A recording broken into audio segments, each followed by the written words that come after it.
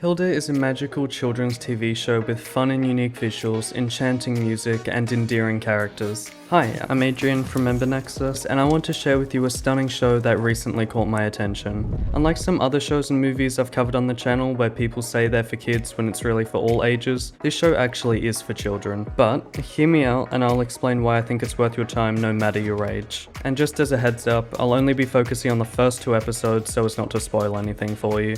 In the show, we follow Hilda, a young girl, and her lovable pet deer fox, Twig. Aside from the fact that I would absolutely sell my soul for something as cute as this, their companionship is adorable. We are also quickly introduced to Hilda's mother, Joanna, the woodman, and a paperwork enthusiastic elf, Alfur. As you might have been able to tell by this point, the show is set in a supernatural world and there's plenty of other creatures that you'll fall in love with. I've already mentioned the tiny elves and Twig the deer fox, but you'll also become familiar with the millennia-long tale of the giants, the migratory wafts, and the trolls.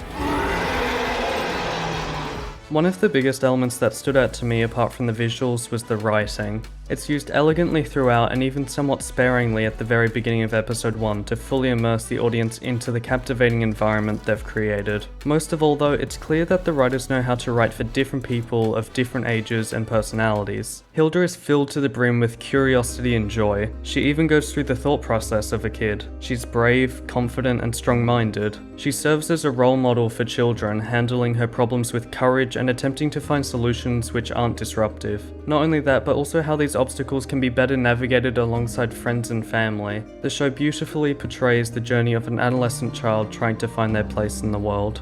Hilda's visual style features a muted color palette with the exception of vibrant accents for key elements. The clean, minimalistic pastel style is reminiscent of Gravity Falls, which is incredible. Minimalism is extremely difficult to pull off since it's harder to make the world feel rich while maintaining a style that explicitly demands less. Personally, I think utilizing softer colors can be really powerful, just in a distinct way compared to conventional expectations. It further caters towards the target audience of the show, but also demonstrates the show's maturity as being more friendly with digestible colors. This choice also highlights the respect they have for children's intelligence, knowing that they don't constantly need flashy lights to stay interested with a good story. Such style is also closely related to being whimsy, magical, and possessing a more old-timey look which fits the show, as it takes place in the late 1980s to mid-1990s, adding a nostalgic touch. Emphasizing the show's 2D animation is the stylistic choice to leave the lines more rough and less defined, dissimilar to Gravity Falls' clean strokes. This choice makes it distinctly separate from others and provides the show with its own unique charm.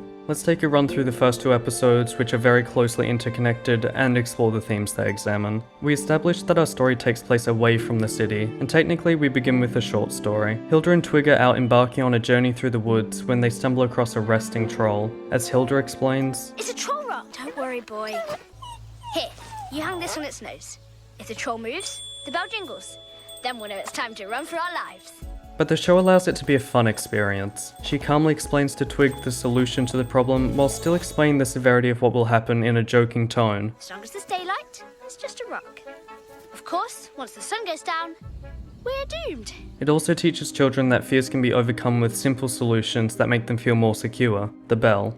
It also gets Twig, the one who's more fearful out of the 2 of them, to stay involved and that you don't always have to run away from your fears. They stay sketching until evening before they're disturbed by it waking. Even in a terrifying situation, Hilda remains light about it and makes the sensible decision to remove herself and friend.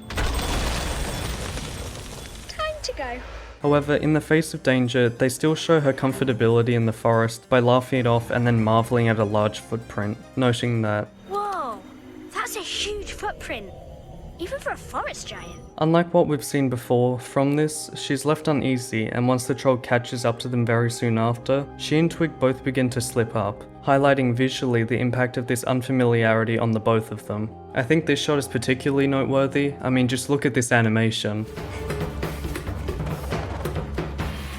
This all then leads us home, where Hilda is shown how her actions can have wider consequences than what she originally intended them for. By adding the bell for safety, she unwillingly caused a lot of distress to an undeserving mountain troll. After realizing her mistake and removing the bell, she is rewarded.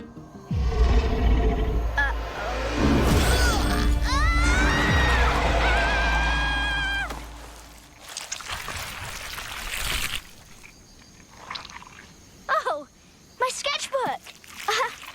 Thanks. Which acid she dropped during the chase. This solidifies to the audience that helping others is beneficial and rewarding, and also emphasizes Hilda's love for adventure and her willingness to take risks. The Hidden People chapter looks at understanding a situation from several different perspectives, which Hilda actually shows some capability of already with the Woodman. The Woodman. He always just comes in without knocking. It's rude. It's okay. He probably just wants to get warm. And besides, he brings us wood. I really like how they handle her writing too when she initially writes the letter, because it reflects a young kid frustrated with these people, not understanding that she and her mum are good-hearted individuals. All the best. Hilda. Listen up, little guys! During the night, the tiny people come into their house and begin trashing it in an attempt to drive them out. Yet, she gathers herself and sweeps them out of the house. That's enough! She unfortunately momentarily forgets to look at the bigger picture about what's just happened, assuming that with the tiny people gone, the problem is resolved. They're gone! Mum, there! Oh boy. This is a common way of thinking that we tend to outgrow as we learn how different events impact ourselves and others, and last beyond the initial accident. Joanna suggests that they could move to Trollberg, where she grew up as a young girl. Hilda isn't as keen though, unsurprisingly. This also loads on another lesson into the episode: change. During the night, a single elf, Alfur, returns with the goal of trying to fulfill Hilda's request, to resolve the conflict peacefully. After signing some magical paperwork, she gains the ability to see the elves in their houses. Hilda feels reassured that Alfur is willing to break protocol just for the chance that she can convince the elf in charge to let her family stay. On their way from the mayor to the prime minister, we are introduced to the idea of how big the difference between worlds is. The cavalry is a fluffle of rabbits who are easily scared away by Twig. This theme, as we'll see, takes a stronger lead in the next episode. Implement hasty retreat maneuver! Run away! Run away! After being rejected once again, defeated and in tears, she sits on the mountainside attempting to come to terms with what this might mean for her family. Fortunately, however, Alfur is willing to show where the king can be found after some preparation. The Midnight Giant starts with Hilda's mum suggesting they visit Trollberg, highlighting the theme of change that was introduced in the first episode. We see how troubling it is for Hilda as she stays up past midnight, not being able to sleep. Seeing the giant once more, she catches a waft to him, and they talk about why he's been coming here each night.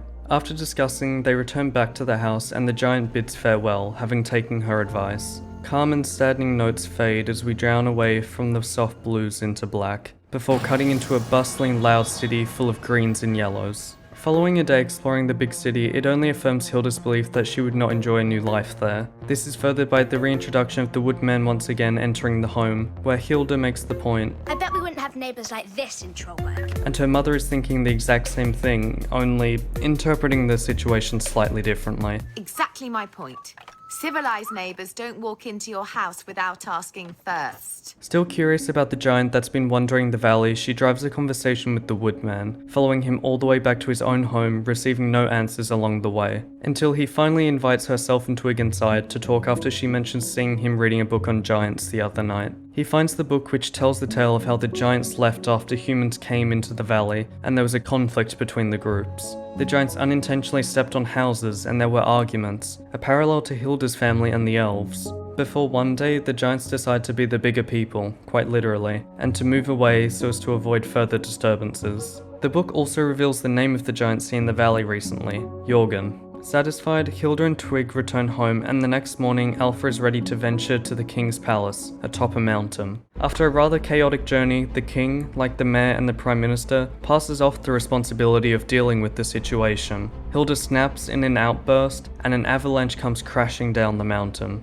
A cave reveals itself, and Hilda enters, only there's a creature who speaks back. The mountain begins to move, and the surface cracks and crumbles. The castle threatens to fall from its foundation, and Hilda risks her life to save it. The mountain rises from the earth, and it's revealed that it was actually a giant. Suddenly, Hilda makes the connection that the same thing happened to her with Alfur being in her ear. Quickly asking about Jorgen, the giant recognizes the name and believes she's missed him after Hilda explains what has happened. Forced to slide off the slope through the snow, they are caught by none other than Jorgen himself. Here, they reunite, and the Elf King Would like to declare the conflict between yourself and my people over. In Hilda's excitement, she attempts to explain everything to her mum, who's accompanied by a trembling Twig, but her successes are abruptly cut short. So I know this might seem weird, but I'm holding a castle and this is the king, and basically, we don't have to move! Upon arriving in Trollberg, Alfur has a slightly different take to Hilda about what life here will be like, connecting back to Hilda and Joanna's takes on the Woodman. Are you already writing your first report? We just got here. Fascinating noises. It's all very strange, but also exciting. I think it just seems loud and crowded. You can barely see the sky, the trees are too small for climbing, and they built a wall to keep out anything interesting. And that's a quick look at the episodes. So if you think you'll like this fun and light-hearted story, why not check it out? It's a show I think we could all use to make us feel just a little bit younger again, with worry, excitement, and adventure around every corner. A big thank you to my patrons for supporting me and to you for watching. If you enjoyed, please consider leaving a like and subscribing to the channel, it really does help me out. Anyways, that's all from me, and I'll catch you very soon. Bye!